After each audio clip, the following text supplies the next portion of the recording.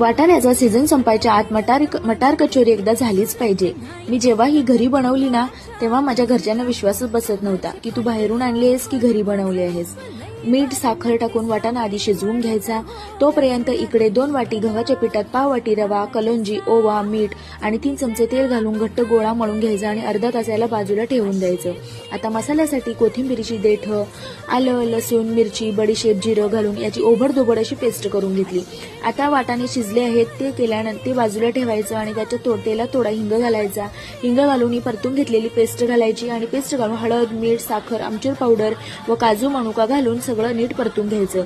थंड झालं की आपण ह्याचे गोळे करायचे आणि कणकेमध्ये हे गोळे भरून जसं कचोरी बनवतो तसं आपण कचोरी तयार करून घ्यायची आणि मस्त तेलात अशी गरमागरम कचोरी खुसखुशीत होईपर्यंत तळून घ्यायची।